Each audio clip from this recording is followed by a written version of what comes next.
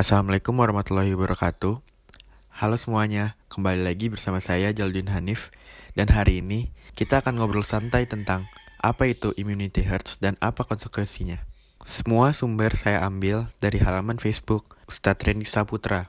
Lalu saya juga mengambil beberapa sumber dari beberapa channel YouTube dan beberapa jurnal yang membicarakan tentang herd immunity. Nah, kan kita tahu belakangan ini dunia digemparkan oleh sebuah virus wabah yaitu COVID-19 atau dikenal dengan virus corona. Wabah COVID-19 ini muncul sejak bulan Desember 2019, tepatnya di negara Tiongkok. Lalu virus ini tuh mulai menular ke beberapa negara pada awal tahun 2020. Kita tahu bahwa virus ini udah sampai di beberapa negara di dunia ini. Tapi setiap negara punya cara masing-masing untuk menanganinya. Jadi kayak ada yang melakukan vaksin secara bertahap, lalu ada yang melakukan himbauan social distancing, dan banyak lagi. Nah, jadi salah satu metode untuk menghentikan penularan virus ini oleh beberapa pakar ilmuwan yaitu menggunakan metode herd immunity. Nah, metode herd immunity ini mulai dipikirkan oleh beberapa petinggi negara, contohnya Belanda dan Israel. Jadi, apa sih herd immunity itu? Mungkin yang kita tahu, herd immunity ini dikenal juga sebagai kekebalan kelompok. Definisi yang saya kutip dari The Vaccine Knowledge Project ini membuat penjelasan lebih rinci tentang herd immunity. Untuk mempermudah memahami tentang herd immunity, jurnal yang saya ambil ini menggunakan salah satu analogi yaitu kasus campak. Jadi contohnya misalnya jika seseorang dengan campak dikelilingi oleh orang-orang yang divaksinasi campak, penyakit itu tidak mudah ditularkan kepada siapapun, dan penyakit itu akan segera hilang lagi. Nah, itu adalah contoh dari analogi herd immunity atau yang kita kenal dengan kekebalan komunitas atau kekebalan kawanan. Herd immunity memberikan perlindungan kepada orang-orang yang rentan seperti bayi baru lahir, orang tua, dan mereka yang sulit divaksinasi atau mereka yang mempunyai daya imun rendah. Nah, di sini ditekankan bahwa kekebalan kelompok hanya berfungsi jika mayoritas populasi telah divaksinasi terhadap suatu kondisi. Mereka juga menambahkan bahwa herd immunity tidak melindungi tubuh dari semua penyakit yang dapat dicegah dengan vaksin.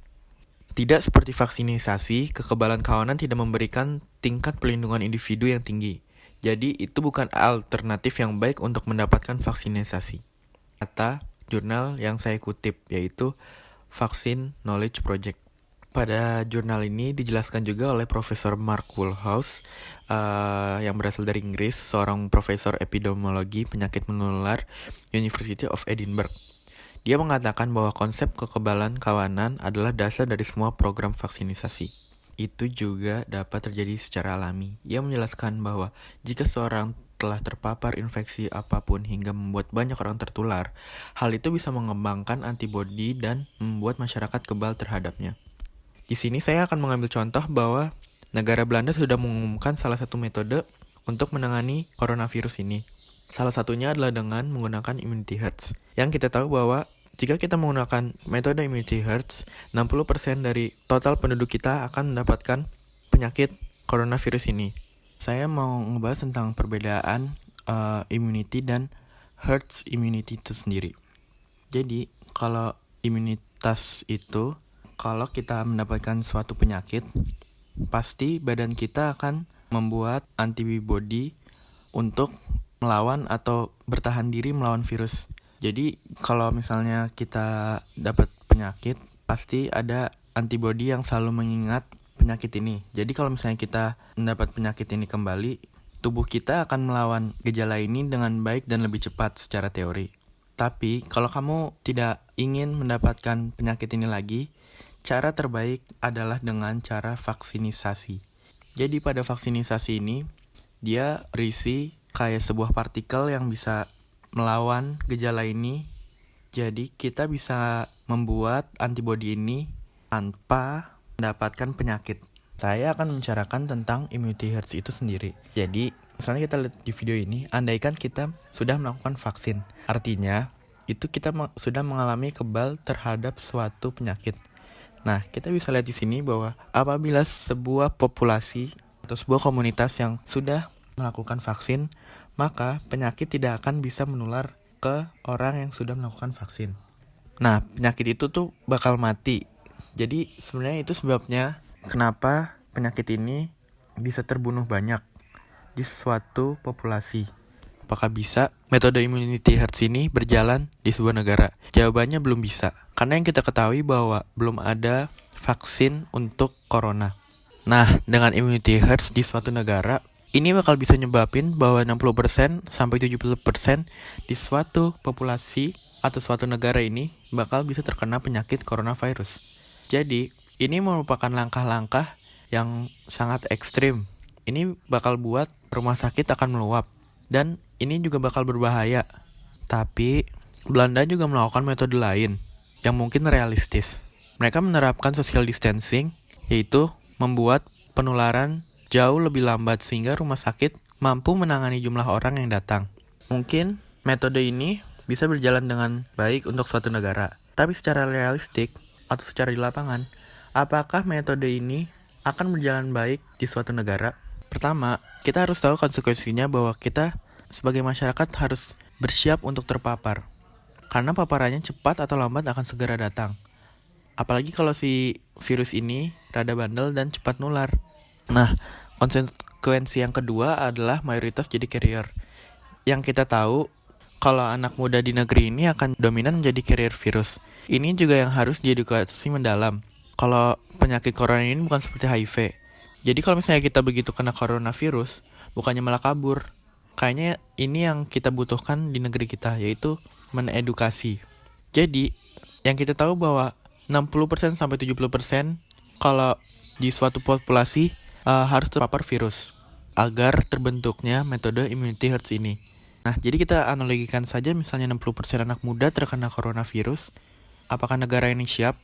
Karena mungkin saja dokter-dokter yang umurnya di bawah 40 tahun sampai 50 tahun, ini mungkin aja bisa kena coronavirus loh. Nah, secara realitas, kalau misalnya kita punya 286 juta warga di Indonesia, dan apabila 60% yang kena, anggap aja itu ada 182 juta orang yang terkena virus terlebih dahulu. Apakah negara kita siap? Konsekuensi yang ketiga itu adalah siapkan fasilitas medis. Karena kita tahu kalau di sini saja angka ilmiah yang terkena immunity hertz adalah 60%.